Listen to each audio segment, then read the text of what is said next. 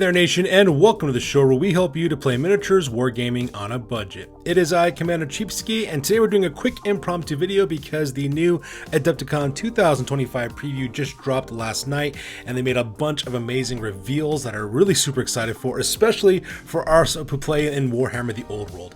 As you can see, I actually have a screenshot going right now, recording my screen, about what we just saw about the brand new faction, the Armies of Grand Cathay. I am super excited for this release because for one very simple reason, I've been playing Warhammer Fantasy since I was a kid back in the 90s, and they always made mention of Grand Cathay.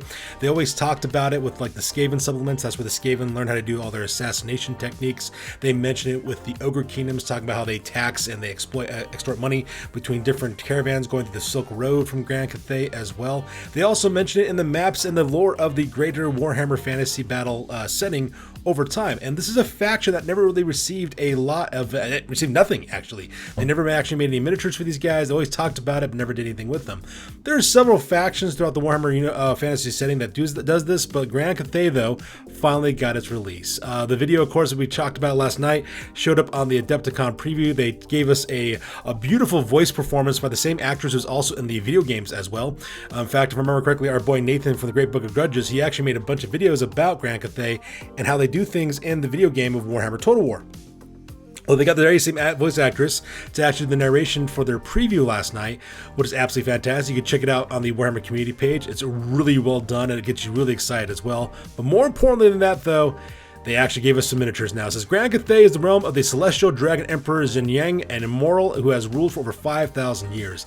The nation follows the philosophies of the teachings of the emperor to the letter, living and battling with a profound sense of harmony in all things. With the old world in a period of upheaval, Grand Cathay has dispatched an army to help beat back the darkness, and what is cited is to behold the first completely new faction release for Warhammer the Old World. It's actually one of the first new factions released in a very long time. I think the last time that we got like a whole new faction, I think, was with Ogre Kingdoms, if I remember correctly, for Warhammer Fantasy, because they did Elizabeth, they did Kislev was another one they also did, and same thing with the Ogre Kingdoms. And as you can see, these miniatures are absolutely amazing. It's so exciting on this one. This is the new Battalion box set that they announced last night. It looks fantastic, so let's go and talk about this real quick. Everybody's like every other faction Warhammer the Old World, Grand Cathay receives a Battalion box containing 50 plastic miniatures. The balanced core of 30 Jade Warriors can be deployed as 2 units of 15 or 3 units of 10. They are supported by 10 Jade Lancers who can be split into 2 units of 5 with full commands. There are also 2 artillery pieces which can be built as a Cathay Grand Cannon or Fire Rain Rocket Battery with crew. I just love the color that these guys did. These banners are so amazing looking as well. So as you can see, these are what the Jade Warriors look like. Fantastic boxes so far. As the Jade Warriors are the core of the standing armies of Grand Cathay, equipped with fine weapons armor. They are named for the stone sacred to the Dragon Emperor and represent the implacable nature of his empire. Wielding hand weapons and shields or halberds with elegant crescent blades, they are the immovable wall in which the enemies of the Celestial Dragon break. I love the way these miniatures look. They got that beautiful hooked blade from the Chinese style from ancient China's halberd, the Chinese halberd. I forgot the actual Chinese name for that weapon, but it looks amazing. You also it looks like that guys armed with dows, which are their cursed swords, as well as their shields. I mean, just look how intricate these miniatures are with the scroll work on their designs on their shield. That geometric pattern looks absolutely fantastic. Just looks really amazing. I like how they kind of combine like a lot of Eastern Chinese influences and like from ancient China inside of this. It looks like the miniatures are actually modeled after the Three Warring Kingdoms period of China. The Three Warring Kingdoms period of China was actually a huge part of Chinese history where these three kingdoms kind of fought for control overall, and it looks like that's the setting that these guys are supposed to be in historically. I really love these geometric patterns here that you see. It looks kind of reminds me of Japanese Hmong that they actually have, which looks really cool too. All right, keeping on going. Jade Lancers, I mean, look at these guys. These horses look fantastic. They got those tassels on the reins that look so great. The armor looks fantastic. Oh, just the amount of edge highlighting I got to do for this armor is going to be insane to do, but they look really, really cool. I love this green jade color that they have. It looks absolutely beautiful. This is exceptional warriors recruited from the ranks of the Jade Warriors. These swift, heavy cavalry are trained to fight with the narrow alleyways, bridges, and tunnels of their home kingdoms. They are thus terrifying when let loose in the open field with their long Cathayan lances. Yeah, that looks really cool. I love how they have like these ornate dragon heads on the blades that they have there. Kind of reminds me of Guan Yu statues that are available out there from Chinese mythology. All right, it says Grand Cathay Grand Canyon. I love this miniature right here. I just love the fact that you got an ogre who's actually like a loader, which makes sense for these kind of artillery pieces. It says the Forges of Nangao are constantly at work, and the Cathayan Grand Cannons are some of their finest work. Crafted to look like roaring dragons, they bitch flaming cannonballs straight and true towards enemy ranks. That looks absolutely fantastic. Love that dragon head on there. That looks so cool. And then the Fire Rain rocket battery. Just beautiful. Beautiful. Look how ornate that dragon head is. Absolutely beautiful. It says the Fire Rain rocket battery is less accurate than the Grand Cannon, launching a hail of deadly explosive that sow ruin, and it's crewed by skilled disciples of the House of Smoke and Powder. Such a cool name. But that's not all. What else do armies of Grand Cathay have in their arsenal? The Shugengan Lord on Great Spirit Longma. That looks so cool. This looks like the old mythology of the Karin, Japanese Karin, which is like the dragon reindeer type creature that's in Japanese mythology, or the Qilin, also known as Qilin. I guess how you pronounce that in ancient Chinese mythology. The colors on this looks amazing. The paint job they did is great, and the sculpts look fantastic. I love these head top knots that they have on these miniatures. So beautiful. It says, over the years, the Celestial Dragon and his children have sired a great many descendants. These are the Shugengan Lords, mortals touched with just a little of their sire's power, warrior generals who proudly lead from the front, masters of martial arts and the elemental winds of magic. They sometimes ride the Great Spirit Longma, majestic creatures with savage iron talons and a crown of horns. They just look so fantastic. These look absolutely amazing, these miniatures. They have Gate Masters of the Celestial Cities. The Jade Warrior garrisons are commanded by Gate Masters of the Celestial Cities, veterans who must have served for at least a decade to earn a chance at promotion. They are experts in defense, gauging the lay of the land ahead of battle, and enacting the will of the Lord Magistrates, who trust these learned warriors above all others. Once again, just absolutely beautiful style work. I love like these Ming-style dynasty-looking type helmets and armor these guys are wearing. I mean, look at this dragon crest on this horse. That looks fantastic. These banners, though, they look like these might be free-handed or might be kind of decals, but yeah, that's really ornate. Those banners are fantastic looking. They're really cool looking. I guess these are like the hero level fighters. Like your version would be like an Empire Captain, if I had to guess what that would look like for these guys. I love these lanterns too. And speaking of lanterns, we have the Sky Lantern, this huge piece of kit. Okay, I'm going to warn you guys now, the miniatures for this range are quite massive, and I'm imagining they're also going to be quite expensive as well. So let's talk about it. The crew of the Celestial Dragon's forces are as ingenious as the Sky Lanterns. Dirigibles held aloft by fabulously decorated paper that sits above a winged vermilion warbird and steered by a crew riding an armored gondola. So I imagine when it's a Pappas, you have like a phoenix type creature, I guess, inside this base that they're standing on. I guess the heat of that, or maybe up here maybe, and the heat of that actually keeps this thing aloft, if I had to guess what that basically do. It's kind of a cool little mythology there. But I like it. It kind of reminds you of the War Wagon from the Empire, right? You got like, looks like they have like bombs attached to bomblets here. Looks like they have guns and all kinds of different kind of weapons and explosives they could use to really sow chaos for the enemies. That looks really fantastic. I mean, look at the sculpts. The faces on these sculpts are amazing. Like these guys look so happy they're about to drown down some hot lead and hellfire upon their enemies. It looks really neat how they did that. I really love that. And it says, from this lofted vantage point, a magistrate observes the battle using flags and banners to signal enemy movements to generals below and provide artillery with instructions to fire without line of sight. When foes venture too close, pairs of crane gunners snipe at them while the crew drops incendiary bombs. That's just so neat.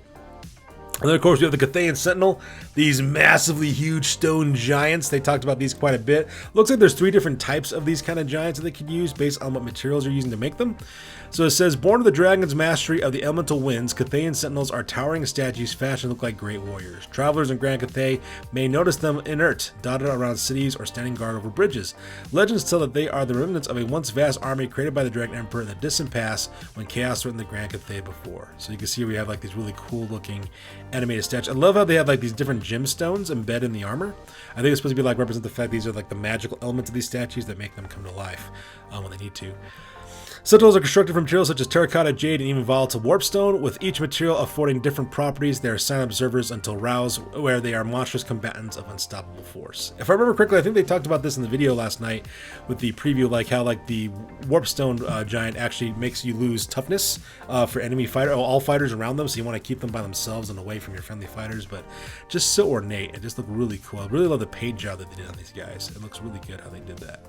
And then, of course, we have Arcane Journal, Army of Grand Cathay. We've only touched on the in-depth background contained in the Arcane Journal, Armies of Grand Cathay, a 48-page book that paints a detailed picture of this immortal empire and the alliances that bind the nations of the old world. And inside, you also find rules for the Armies of Grand Cathay, including the unique special rules, magic items, armory, and the twin magic lores of Yin and Yang. All right.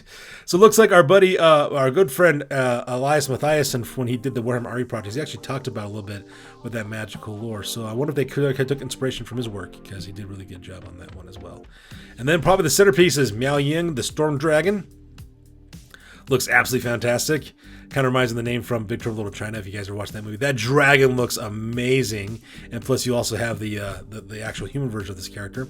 It says, no lesser personage than the Supreme Matriarch of Nangao has made the perilous journey to the old world to lead the forces of Grand Cathay against the forces of evil. The eldest living daughter of the Dragon Emperor, the Castellan of the Great Bastion, has guarded the northern provinces of Grand Cathay against chaos incursions and rotting hobgoblins for many centuries. Yet with the threat mounting, she finds herself at the head of an expedition to a strange land. So you can see her, she looks absolutely fantastic. That dragon looks so cool, it's floating. And same thing with this human figure too. It says, a warrior to sorcerer of consummate power, the Storm Dragon assumes two forms in battle, a human crackling with arcane energy, and a noble dragon to strike terror in the black hearts of the foe. Perhaps now she'll be able to restore balance to the old world. Stay tuned for a series of old world almanacs that will go into further detail on these warriors of balance and harmony, as well as the beastmen and the wood elves. You can see all of the rest of today's reveals by visiting the AdeptiCon 2025 hub below. So yeah, these look really fantastic. I'm really super excited for this one. Now, I don't actually go into like buying armies because I have a lot of armies already in my collection, but I might have to make an exception for this one. This looks really, really cool. I mean, just the way the miniatures look and bringing a brand new faction to the game of Warhammer Fantasy, I mean, that just sounds absolutely awesome. Now, because I'm also a cheapskate though, I also look for some cheaper alternatives, especially when it came to these Terracotta Warriors, because you know these Terracotta Warriors are probably going to be around $200 or more. Same thing with this lantern. So let's talk about some cheaper alternatives, especially when it comes to the Cathayan Sentinel. So here you go. I got my little Amazon page up here, but I actually found some cool things. So, for example, we could use for replicas. For example, this 13-inch Guan Yu Chinese Fighting Warrior resin statue figurine. Now, this guy costs 47 bucks. This is the most expensive one I found that I would actually use to kind of, you know, manipulate that. But you can see here, it looks close enough, right? It's got the textured armor. It's got the you know, the stand, the front to stand on. It's got the huge halberd as well. Plus, it's already $47.99, which was probably going to be a fraction of what the original miniature is going to cost. You can see the comparison between the two. I mean, it's pretty obviously. And if you want to, you could also prime this bad boy and paint it whatever colors you want to, so that way you can match it for whatever materials that you want. Now, like I said before, this is the most expensive option that I found so far, but we also have this one too. Now, this one's way cheaper. Terracotta Warriors, ancient Chinese, China Dynasty, Qin Dynasty Terracotta Warrior statues displayed. Figurines, they stand about 7 inches tall based on what I've seen here. So depending on what their what the size are of those miniatures, it kind of shows you what you could do with these guys. But these cost like $5.99, right? Now, granted, they're wanting in detail. I mean, they're not all that detailed or all that great, but if you're looking for ways to save money, I would highly recommend doing that. Plus, you have different sculpts you could use too, and they also cost $6.99 to $7.99 for those as well. You also got ones that have sets like this. 18, it looks like it's 1888, and you can give like a bunch of them, and then there you go. Now you got like 4 different warriors you could use for those Terracotta Warriors if you want to do that. So that's kind of a nice little way too. Also, there's another one too if you want to do this one. This is a 3D printed samurai action figure. It's also 7 inches tall as well. You could look like you could do multiple poses with them. Just put some hot glue on, put some glue on them to make them kind of stand what you want to, and you can just paint them up and then use them as well. It comes in black and silver, but just get the black one because then you can just paint it whatever color you want to as well. And that costs $15.99 too. So if you're looking for some cheaper alternatives for these Celestial Warriors, that's what I would probably do. And I don't know if there's anything for the Sky Lantern yet. I'll see what they have out there in the world. I haven't got a chance to research that yet, but if it all feels, you could just make your own paper lantern, just hang some kind of thing off of it if you really were that desperate. But it looks really cool. This is a really neat model line, and I'm really excited to see exactly what comes out for these guys and what other new units will be available for players once they actually get that book out and create more miniatures for it. So there you guys have it, just a quick little video about the new release for Warhammer the Old World. As always, please feel free to like, comment, and or subscribe. You guys' input is invaluable to us as always. And I'm Commander Cheapskate. I'll catch you guys in the next video. Peace out.